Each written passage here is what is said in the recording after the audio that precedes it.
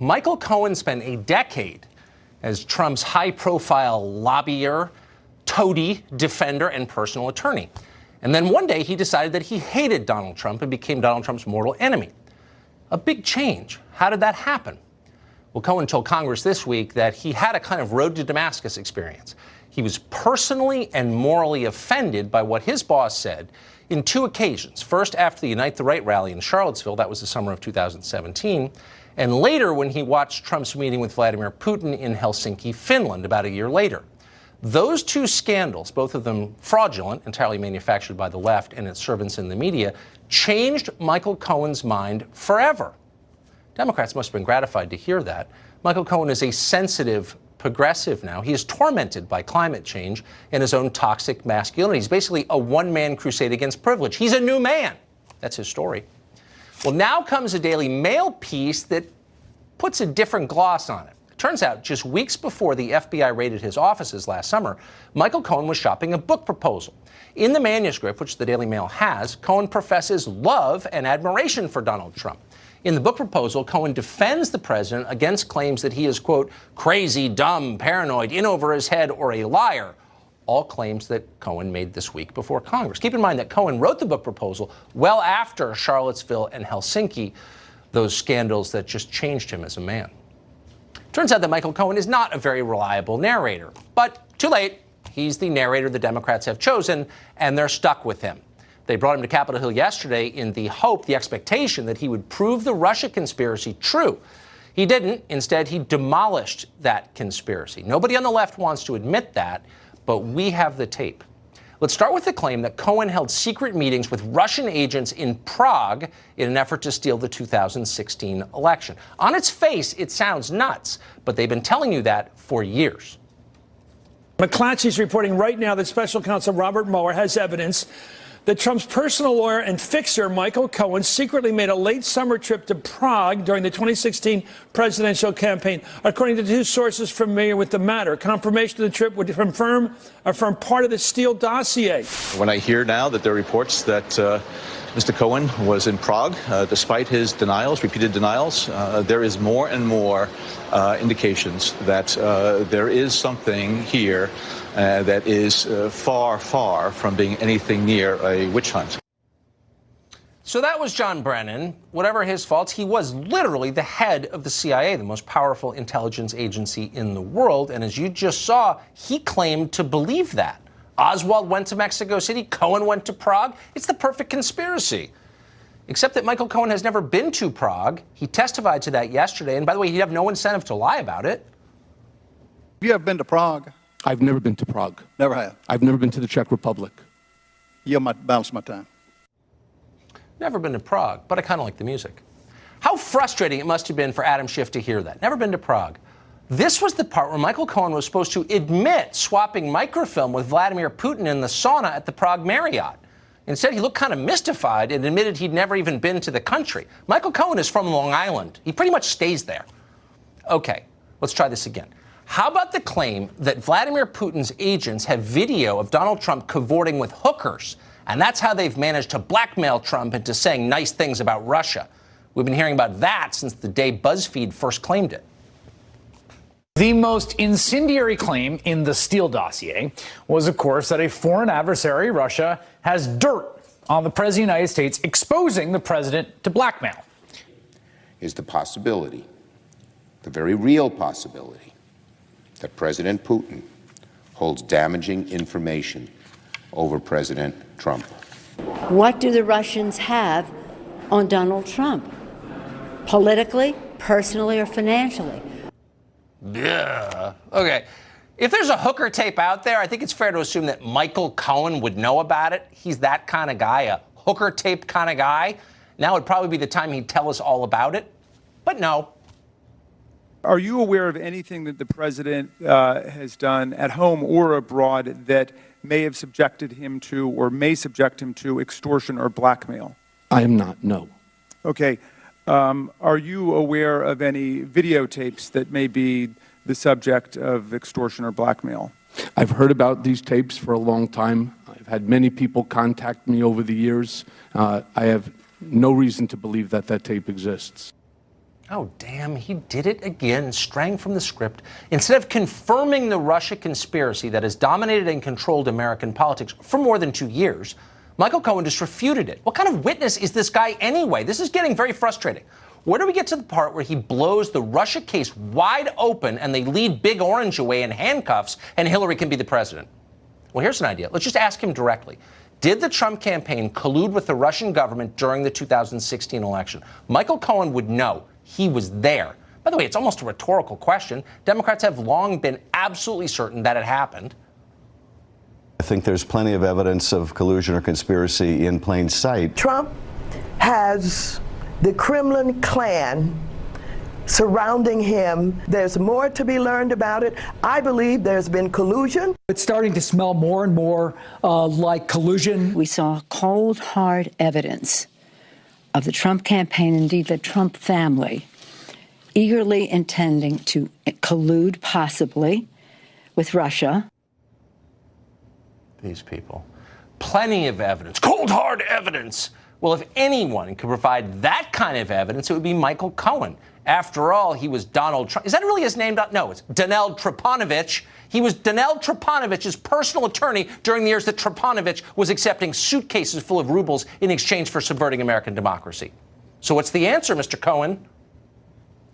Based on what you know, would Mr. Trump, or did he, lie about colluding and coordinating with the Russians at any point during the campaign? So as I stated in my testimony, I wouldn't use the word colluding. Was there something odd about the back and forth praise with President Putin? Yes, but I'm not really sure that I can answer that question in terms of collusion. Well, the balloon just deflated. Talk about a letdown. No meeting in Prague, no blackmail, no collusion, no Russia conspiracy at all. It was all a hoax. It was a much less interesting Loch Ness monster. You've got to be feeling a little silly right now if you ever believed any of this. But wait, okay, we got one last idea. There is still a way Michael Cohen could send Donald Trump to prison even without Russia. What if Cohen could confirm that Trump once told him to lie to Congress? That would be obstruction of justice at the very least. It would certainly be a crime. BuzzFeed ran a story alleging that happened. Yes, BuzzFeed is a cat blog run by unhappy people in Brooklyn. But who knows? Maybe there's something there. Certainly cable news was convinced. This would be certainly a bombshell information. BuzzFeed's latest bombshell report. The White House is slamming a bombshell report by BuzzFeed. With a bombshell report from BuzzFeed. If the BuzzFeed bombshell is true. Bombshell report. The latest bombshell from the cat blog. Our last hope to end this infernal presidency and return to the happy status quo of 2010. Our hopes are on you, Michael Cohen. Did it actually happen? The reveal, please. You lied to those congressional committees, is that correct? Previously? Correct. Yes, sir. You stated that Trump never directed you to lie to Congress, is that correct? That's correct. No. 4 for 4. Michael Cohen strikes out. Game, set, match. The Trump presidency continues. The other team looks despondent. You can hear weeping from the press box. But wait, before we head to the parking lot and drive home, one final piece of business. What about all the lies you just heard? Not from Cohen, from the others. Blackmail, collusion, Russia, Russia, Russia! Are any of the liars who told those lies going to be punished for lying? Is anyone going to lose a job? Or a reputation? Or a contributor contract? Maybe just what happened to Carter Page. That might be enough. Is there any penalty for being relentlessly and recklessly dishonest for 2 solid years? For intentionally misleading the public in the service of a political agenda and a political party, the Democratic Party? Is a single person even going to concede what just happened, much less apologize for it? Of course not. It's Washington. They'll all be promoted tomorrow. You watch. Mollie Hemmingway is watching. She's your senior editor at the Federalist. And she joins us to tell us what she thinks of Donald Trapanovich and his attorney. Nice to see you, Mollie. Great to see you. I'm sorry to get so spun up. It's just that we sat here for 2 years trying to take this seriously. It's been conclusively disproved again and again. And here, the key witness just shot down the entire dumb conspiracy, and no one's acknowledging that happened. It's been several years of having this be a daily drumbeat of information, and there was, you had news outlets that really devoted a lot of resources to really feeding this conspiracy theory about Russia. And it really did all kind of come down to Michael Cohen. Apparently, even at this late date, people thought he was the linchpin, and he was the linchpin according to the dossier. He was the guy who went to Prague, who had this secret meeting with the Russians. He was the guy who had all the information. And the only way yesterday's hearing makes sense is if they were really trying to interrogate this Russia collusion conspiracy theory. It doesn't make sense to ask questions about Donald Trump as a businessman, because that's not a proper area for government oversight. It's not very seemly to have congressional investigators facilitating a violation of attorney-client privilege. The only way it makes sense is if he's going to give the goods on this Russia collusion theory. He did exactly the opposite, and yet you don't hear people making. Well, I feel like I'm going realizing crazy. What happened. And, I mean, when they raided his office, I remember thinking, I'm not committing any felonies, but if somebody raided my lawyer's office or subpoenaed my college roommate or tortured my wife to get her, you know what I mean? This is an intimate person in Trump's life. And so if he doesn't have the goods, they have all of his documents and all of his communications, then where could the evidence be if Michael Cohen doesn't have it? Well, I mean, this is the thing. They always say that that the real evidence is just around the bend. The fact that the Russia collusion story has fallen apart in front of everybody's eyes does not mean that they're going to stop trying to unseat this person from his real crime, which was, of course, defeating Hillary Clinton in the 2016 election. There's always more to be had. People who fall for these conspiracy theories, as you note, are not held accountable. The very few people who were skeptical and demanded evidence before falling into this theory, there are too few of those people around. Yeah. I mean, we tried to take it seriously because, weird things are happening. You don't know. You know what I mean? I don't work for Donald Trump. If he's working for Russia, I'd say so. But there was never any evidence. At the same time, it's true that while there is no Russia collusion conspiracy, or there's no evidence for that, there is a lot of evidence of shenanigans, of people buying wholesale into a democratic research product and weaponizing it at the highest levels of our federal government. What you're missing is those are good people trying to do good things. Well, to restore trust, the American people need to have trust in our law enforcement and intelligence agencies. But they're good people, way better than we are, Molly. So who is it? Who are we to judge, honestly? Apparently. Nice to see you. Julian Epstein is a former chief counsel in the House Judiciary Committee, and he joins us tonight. So, Julian, I think we should pause just in the interest of acknowledging reality and concede that Michael Cohen would know an awful lot about Donald Trump as his right-hand guy and personal lawyer. The FBI has all of his documents, and he has publicly stated about a man he hates, Donald Trump, that none of these widely believed threads in the Russia conspiracy are true. Shouldn't we at least pause and say, you know what, I'm sorry for repeating something that was untrue? No one has apologized. Why? I think we should concede that. I largely agree with that. I largely agree that Michael Cohen would have reason to have a lot of information if there was a Trump conspiracy with the Russians, that he didn't provide any new information about that. I have said on your show and on other shows for well over a year now that there is no evidence that Donald Trump, President Trump, conspired to violate the criminal laws with the Russians, conspired with the Russians to violate the criminal laws. But I've also said, and I hear just so few, the networks, whether it's MSNBC, CNN, or Fox, just kind of giving the basic balance. So while I think there is no evidence that Trump conspired to violate criminal laws relating to Russian election interference, on the one hand, there are a lot of things that are worth investigating on the other, that are still worth investigating. Michael Cohen is not the last word. The fat lady has not sung. I think we should wait to see what the Mueller report says.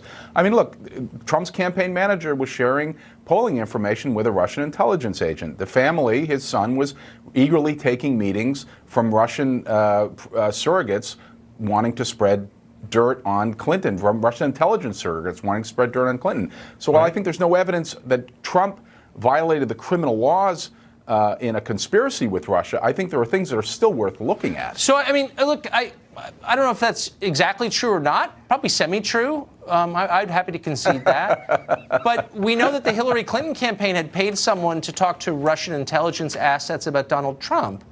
So, I'm willing to say, look, it's a presidential campaign. People get information. I, as a reporter, many times have gotten good information from sleazy people. I'm not ashamed of that. Why would I be? So, if it's a crime for Trump to do it, it'd be a crime for Hillary to do it. Yeah, I mean, that's where it comes from. No, I think you're wrong on that. The crime that came in, here, Tucker, was not getting opposition opposition research. The crime was on the election hacking, and the computer fraud law says that if you break into someone's computer, but if you cause it to then be disseminated, you're guilty of a violation of criminal law. The criminal laws also say if you coordinate with a foreign entity on a social media disinformation campaign, which people suspect Manafort was doing, if you coordinate with a foreign entity on a social media disinformation campaign, that's also a violation of criminal law. I'm trying not to spell out the word BS on TV, but I mean, let's just be honest here. We've had parallel investigations, actually a tri-pronged investigation from a bunch of different agencies and the independent counsel into this exact question, and nobody has been charged with it. So at a certain point, it's like you either committed the crime or you didn't. We can prove it or we can't. And people have been charged with a bunch of different things, but nobody's been charged with anything like that. So maybe we should just concede it didn't happen, or someone would have been, maybe? Well, I think that's semi-true, to use your phrasing. Yep. The Russians have been accused of that. The Russians, Mueller has indicted a dozen Russians for exactly that. I mean, they're never going to come to trial, and they're Russians. So of course they're doing that. That's what they do. But he did, and that was for computer fraud, that was for defrauding the United States, and that was for illegal electioneering. So the question is, when Manafort was meeting with Russian intelligence agents, or when Donald Jr. was meeting at Trump Tower with Russian intelligence agents, was there some kind of discussion, or was there some kind of encouragement at this point, like, we commit would know those kind of crimes? We've had the largest investigation in my lifetime into anything that I'm aware of a politician take place, and the charges are like, you didn't register with under FARA. Like, talk about a BS charge. Like, nobody in Washington registers under FARA, as you well know, or tax evasion. I mean, it's like ludicrous. Is there actually going to be a collusion charge or not? And if there isn't, why don't they apologize to us for wasting our lives? I just wish people would stop using the word collusion, because it's such an ill-defined word. The question is conspiracy. The question for impeachment, which is at the top of everyone's mind right now, is whether the president conspired with the Russians to violate the laws that the Russians were charged with. And I've said on this network, I've said on other networks as well, that there's no evidence of that. I think the final word on that will be the Mueller report. Let's just take this out of the intel agencies and bring it out into the political sphere. We can all assess that is the holy grail. If we don't get evidence of that, I think impeachment's going to be dead in its tracks. Then I hope some people will apologize, though. I mean, do you know what I mean? Like, let's hold people to account for lying. You and I went through this 20 years ago with Clinton. I know, and it shaped my life. Vince Foster really wasn't a suicide. Your previous guest said business deals shouldn't be investigated. What about Whitewater? I mean, when you're on the receiving end, there's a lot of unfairness on it. So I think the Mueller report it's all justified. Okay, all right. We're out of time. I can't relitigate Whitewater here. Though I wish I could hire Hillary as my investment advisor now that you remind me. Great to see you. Thank you. Good to see you, too.